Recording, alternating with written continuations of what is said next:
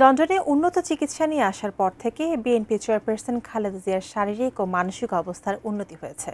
দলের সিনিয়র নেতৃবৃন্দকে নানা কার্যক্রমে পরামর্শ দিচ্ছেন এমন খবরও শোনা যাচ্ছে। এবার দেশের জনগণের জন্য নতুন বার্তা দিয়েছেন বেগম খালেদা জিয়া। আরও জানাচ্ছেন সহকর্মী শাহাদাত রিফাত।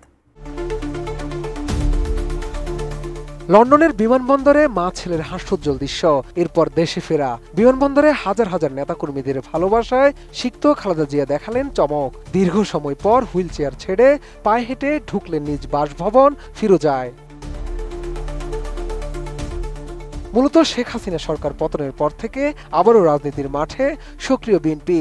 আগামী জাতীয় নির্বাচনকে টার্গেট করে প্রতিটি জেলা উপজেলায় নিয়মিত মিছিল মিটিং করছে দলটির নেতাকর্মীরা। সবকিছুর মাঝেও সঠিক সময়ে আগামী জাতীয় সংসদ নির্বাচন অনুষ্ঠিত হওয়া নিয়ে শঙ্কা প্রকাশ করেছেন বিএনপি সহ বেশিরভাগ রাজনৈতিক দল। এ নিয়ে অন্তর্বর্তী সরকারকে স্পষ্ট বার্তা দিয়েছেন দলের ভারপ্রাপ্ত চেয়ারপারসন তারেক রহমানও।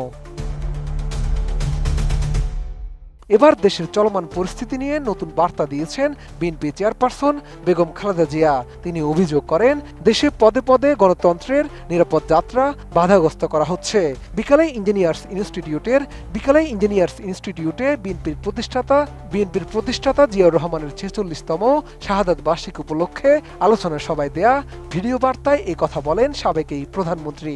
যে গণতন্ত্র প্রতিষ্ঠা আর সার্বভৌমত্ব রক্ষার লড়াইয়ে তিনি শাহাদাত বরণ করেছেন, সেই গণতন্ত্র নিরবচ্ছিন্ন যাত্রা আজও বাধাগ্রস্ত হচ্ছে প্রতি পদে পদে। রোজকার সাধারণ খাবার এখন হবে অসাধারণ। প্রাণ স্বাদের মশলা, স্বাদ বাড়ায়, ঘ্রাণ ছড়ায়। নির্বাচন ও গণতন্ত্রের পথ স্বাভাবিকভাবে এগিয়ে যেতে সুশৃঙ্খলভাবে এগিয়ে চলার জন্য দলের সব পর্যায়ের নেতাকর্মী ও দেশবাসীর প্রতি আহ্বানও জানান বিএনপি চেয়ারপারসন। খুব শীঘ্রই আমরা বাংলাদেশকে গণতন্ত্রে পুনঃপ্রতিষ্ঠিত দেখতে পাব।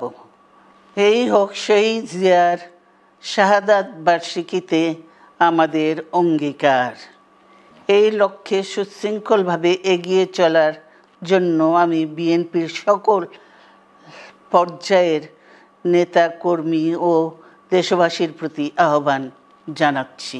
দেশ ও রাজনীতির জন্য শহীদ জিয়ার অবদানের কথা তুলে ধরে খালেদা জিয়া আরো বলেন, দেশের গণতন্ত্র প্রতিষ্ঠা ও সার্বভৌমত্ব রক্ষার লড়াইয়ে জিয়াউর রহমান শাহাদাত বরণ করেছিলেন। যে চট্টগ্রাম থেকে স্বাধীনতার ঘোষণা করে তিনি এ দেশের সাথে তার নাম অবিচ্ছেদ্য করেছিলেন, সেই চট্টগ্রামেই এক সফল, সৎ, দূরদর্শী ও প্রকৃত দেশপ্রেমিক প্রেসিডেন্ট হিসেবে নিজের জীবন উৎসর্গ করেছেন।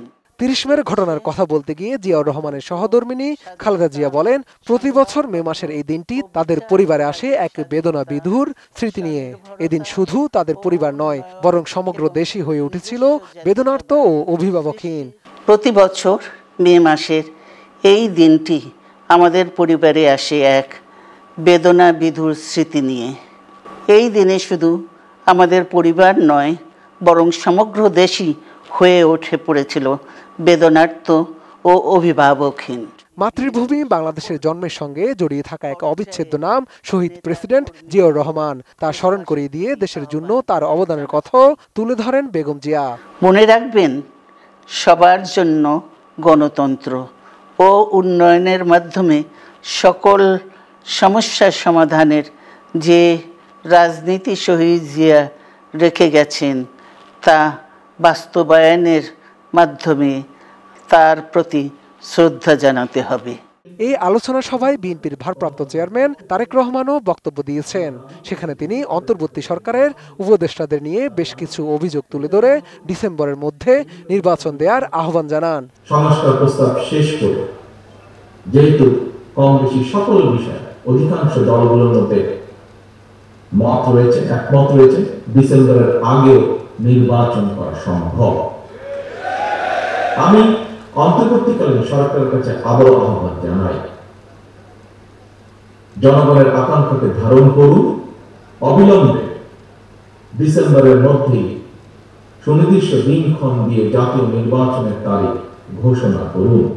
কারাগারে যাওয়ার আগে বিএনপির চেয়ারপারসন বেগম খালেদা জিয়া সবশেষ 2017 সালে জিয়াউর রহমানের শাহাদাত বার্ষিকীর অনুষ্ঠানে উপস্থিত হয়েছিলেন। শাহাদাত রিফাত, এটিএন নিউজ, ঢাকা।